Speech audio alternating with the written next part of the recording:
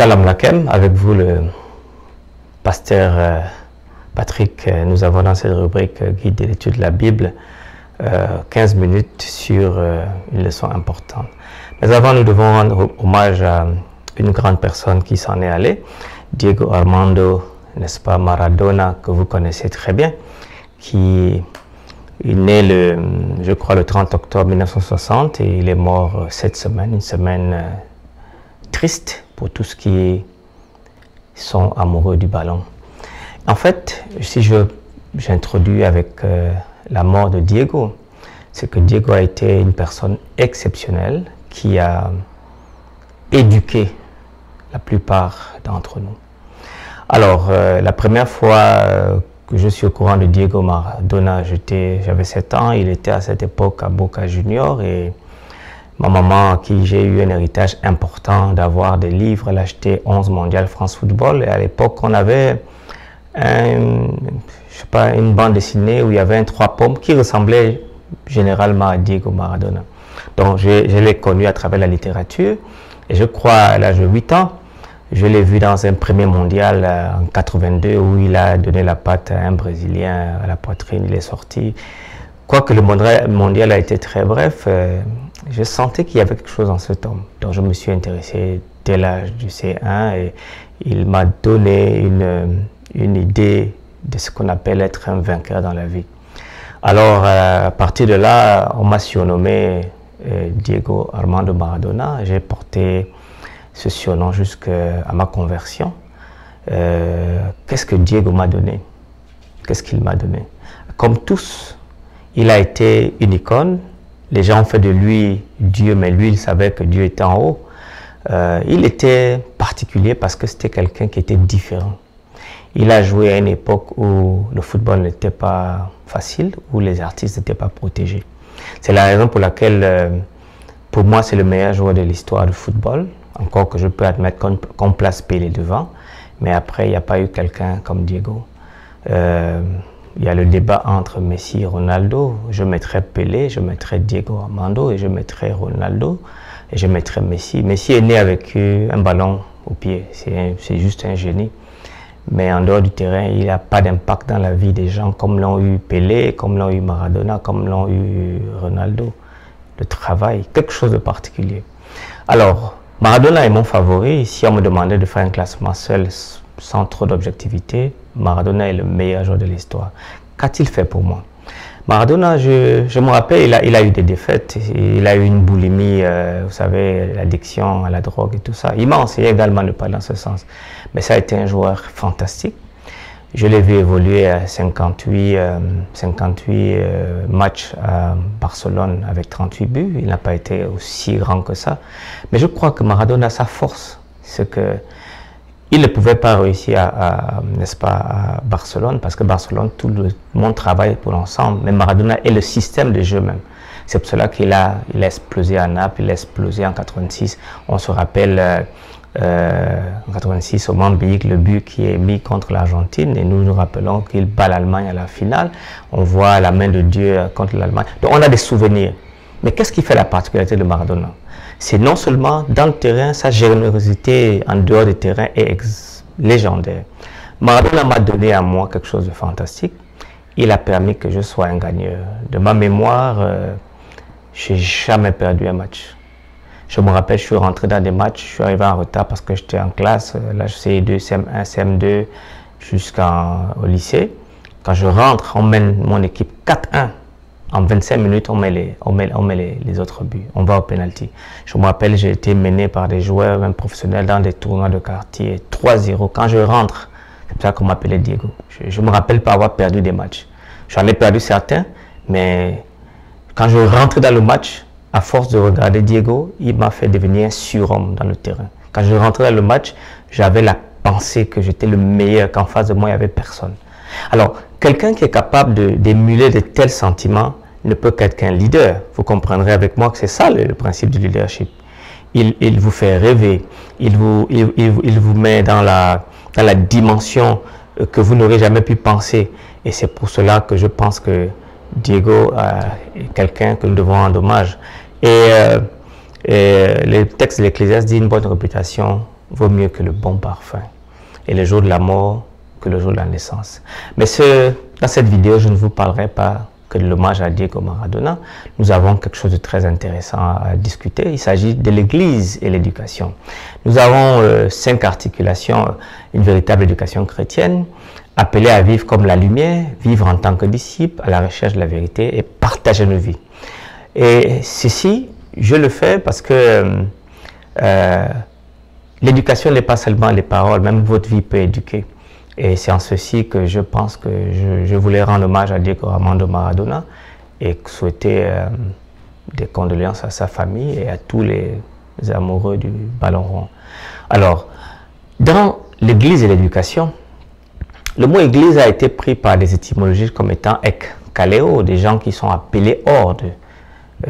Cette définition, n'est-ce pas, donne une conception irréelle à l'Église. L'Église est juste une assemblée de personnes, des personnes normales, mais qui doivent vivre une vie extraordinaire pour avoir un impact sur les autres. L'Église, n'est-ce pas, est comme une école. Et ce qui nous remplit l'esprit dans l'école, vous avez les amis, les ennemis, des professeurs, des expériences variées. C'est ça l'Église. L'Église est comme cela. Idéalement, n'est-ce pas, elle se veut un lieu d'adoration, d'écoute, d'acceptation de l'Évangile, des études, des écritures, d'organisation de nos efforts pour gagner des âmes et de communier fraternellement en tant que frères et sœurs dans la famille de Dieu. Mais pour beaucoup, ce n'est pas la vérité. Pour beaucoup, c'est un endroit où les gens sont hypocrites, où les gens ne vivent pas ce qu'ils font, où vous avez même plus de blessures que si vous êtes resté dans le monde, n'est-ce pas?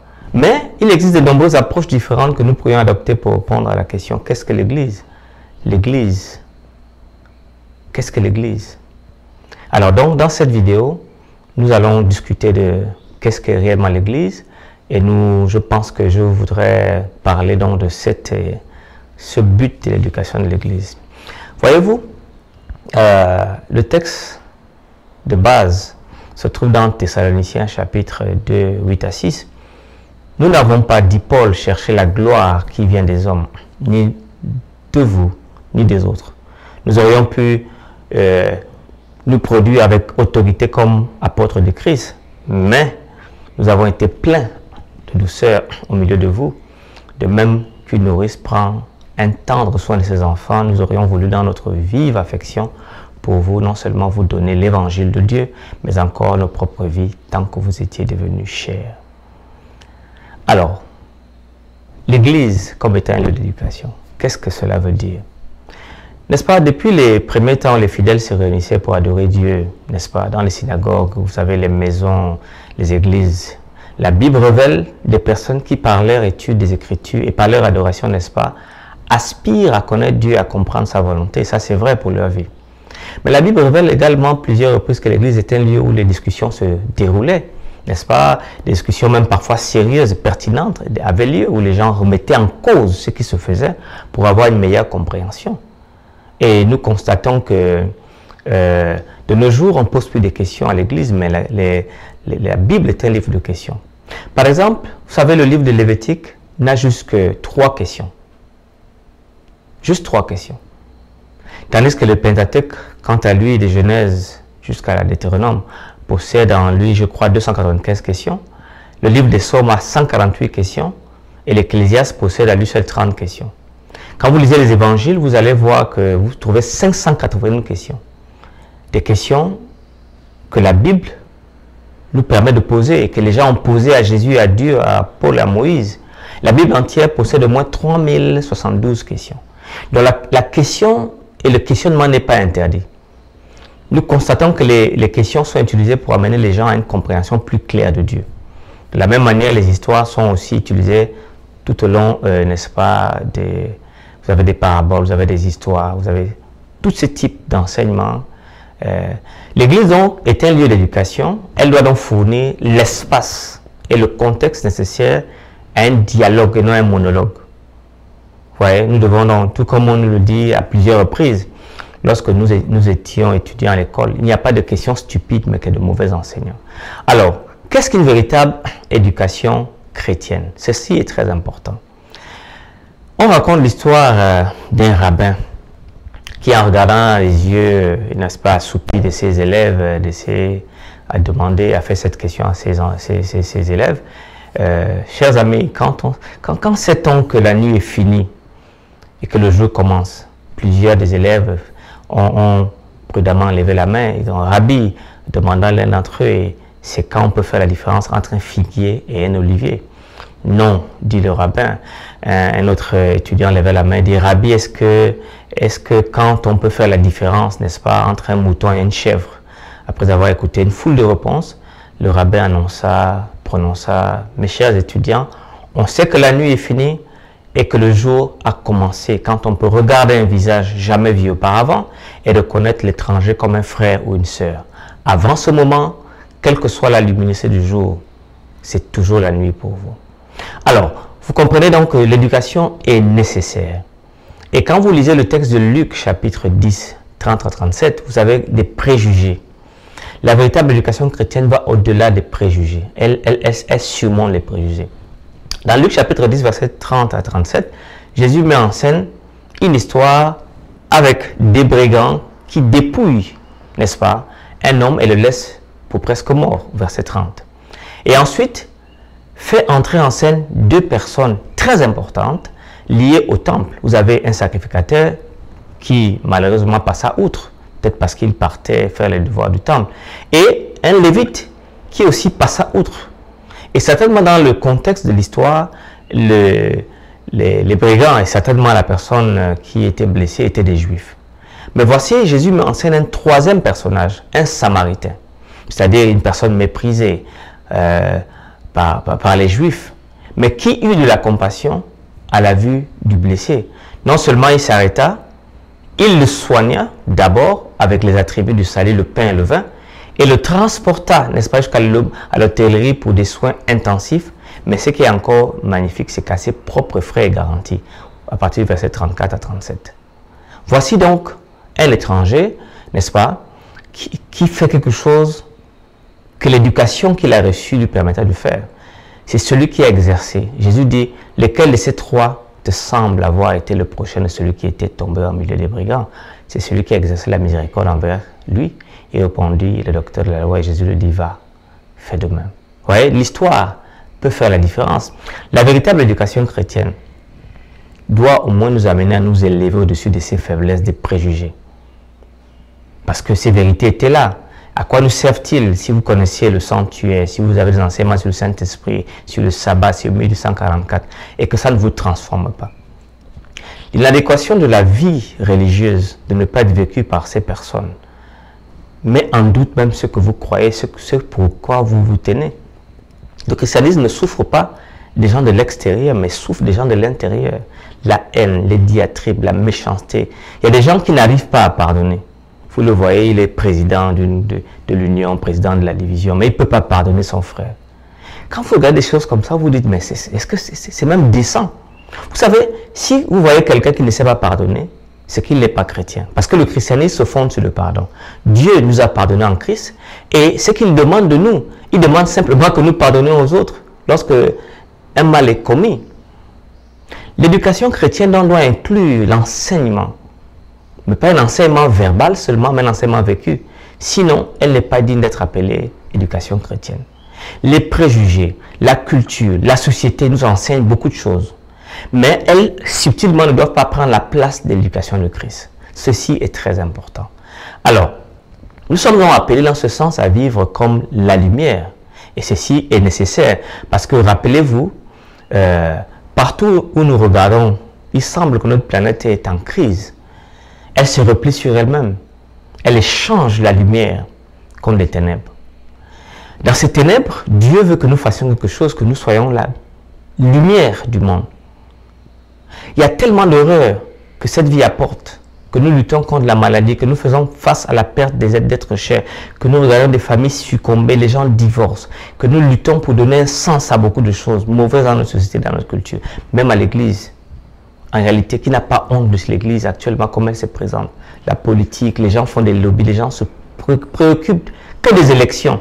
Ils veulent des positions, mais sans le travail des positions. Et lorsque nous voyons tout ça, nous sommes dans une société qui se radicalise dans le mal, et même à l'église. Mais pourtant, dans ce paysage de faillite morale et de ténèbres spirituelles, au milieu de tout ce bruit, extérieur comme intérieur, qu'est-ce que Dieu nous dit? Vous êtes la lumière du monde. Jésus nous dit, une ville située sur une montagne ne peut être cachée. On n'allume pas une lampe pour la mettre sur le boisseau, mais on la met sur le chandelier. Et elle éclaire tous ceux qui sont dans la maison. Que votre lumière luise devant les hommes, afin qu'ils voient vos bonnes œuvres et qu'ils glorifient votre Père qui est dans les cieux. Chers amis, Matthieu chapitre 5, 14 à 16 nous apprend à briller. Même lorsqu'autour de nous, rien ne brille. Même lorsqu'autour de nous, les soi-disant présidents de l'union, les présidents de la division, tout ça ne brille pas. Dieu nous demande de briller. Ces versets nous enseignent sur une façon de vivre en tant que chrétien, même lorsque les autres ne le font pas. Même lorsque ceux qui sont à notre charge ne le font pas en tant que dirigeants. Il est certain qu'il y avait beaucoup de ténèbres, n'est-ce pas, autour du temps de Jésus-Christ. Rome n'était pas un maître facile. C'était une société militarisée qui, malgré la marque, n'est-ce pas, de sa sympathie, de son progrès à l'époque, la Pax Romana a été quelque chose de très fantastique, était très tyrannique. Par exemple, au temps de la Perse, Darius a crucifié 3000 habitants de Babylone. C'était pas facile. Les Romains pouvaient crucifier jusqu'à 1000 personnes et au vu aussi de tout le monde. Personne n'avait le droit de se rebeller. Ils étaient partout, rappelant en masse sur les collines escarpées que ceux qui insistaient pour se révolter devaient retrouver le chemin de la mort. Et pourtant, Jésus était là. Il était là, appelant à vivre comme la lumière, à être miséricordieux, à être pur de cœur, à être des artisans de paix. L'éducation chrétienne doit donc inclure l'enseignement à nos étudiants pour qu'ils soient des lumières dans le monde, pour qu'ils soient capables de faire des choix, de prendre des décisions. Si l'éducation ne prend pas ça en compte, elle ne peut pas être appelée éducation chrétienne. Une éducation qui n'a pas en elle-même la bonté, la réalité de la bonté de Dieu, la réalité du Saint-Esprit pour transformer des vies, ce n'est pas une éducation chrétienne. Beaucoup de gens pensent que Daniel était quelqu'un de fameux, quelqu'un de grand parce qu'il jeûnait, il priait. Mais la Bible dit dans Daniel chapitre 4, verset 9, c'est parce qu'il avait en lui l'Esprit de Dieu. Marchez selon l'Esprit et vous n'accomplirez pas les œuvres de la chair. Une éducation sans l'Esprit de Dieu, sans la bonté divine, n'est pas une éducation chrétienne. Alors, vivre en tant que disciple, qu'est-ce que cela implique? Si l'Église veut sérieusement être une force pour l'éducation chrétienne, il est impératif que nous commencions par Jésus. Une éducation chrétienne qui ne met pas Jésus au centre ne peut pas être appelée éducation chrétienne. Jésus a appelé ses disciples, il les a formés à la mission, en marchant avec eux, leur a donné l'occasion, n'est-ce pas, de s'impliquer dans la vie des personnes dont ils devaient prendre soin, qu'ils devaient aimer. Et chaque jour, il les a mis au défi de voir ce que ce monde pourrait être si les gens commençaient à vivre comme lui.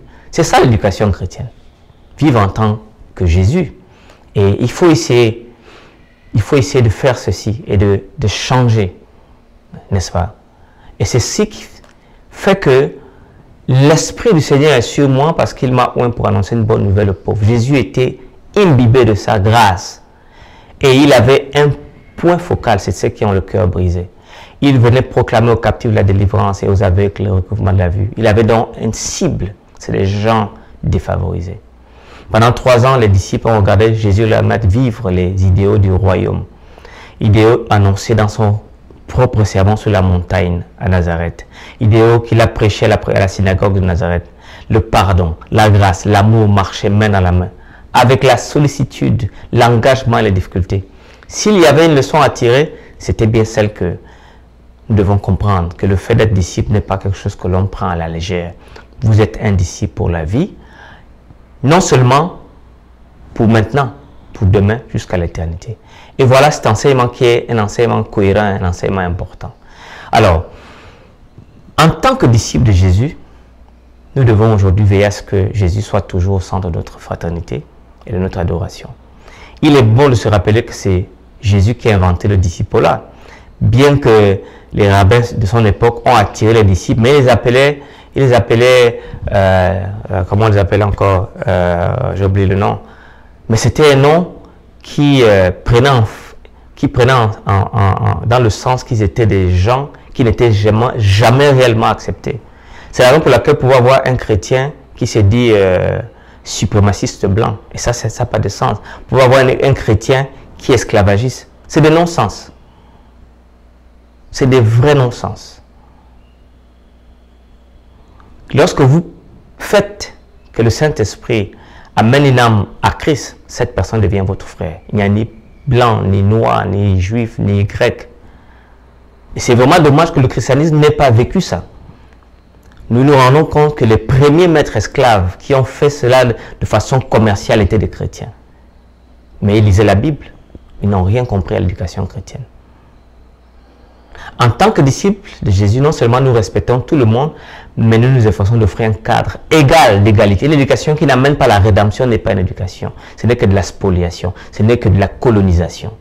C'est ce que beaucoup de gens ont fait avec le Christ. Ils ont amené le Christ et ils ont transformé nos vécus. Ils ont pillé notre sol africain. Ça, ce n'est pas de l'éducation. L'éducation me rend égal aux villageois que je vais prêcher l'évangile. Dès qu'il devient chrétien, il devient frère en Christ au même rang que Jésus-Christ est mon frère. Par conséquent, toute éducation chrétienne doit inclure ce sens de la mission, de but, non seulement pour gagner sa vie, mais aussi pour faire de notre propre sphère ce que Jésus nous appelle à faire. Suivre ses pas en aidant ceux qui sont dans le besoin et partager avec eux la bonne nouvelle de l'évangile. Alors, à la recherche de la vérité, qu'est-ce que c'est?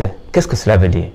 Albert Einstein, souvent considéré, n'est-ce pas, comme le père de la physique moderne, a écrit: il est important de ne pas cesser de s'interroger, parce que la curiosité a sa propre raison d'être.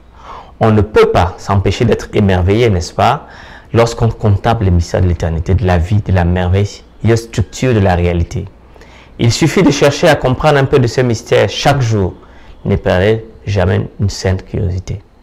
Nous vivons dans un monde de mystères, n'est-ce pas?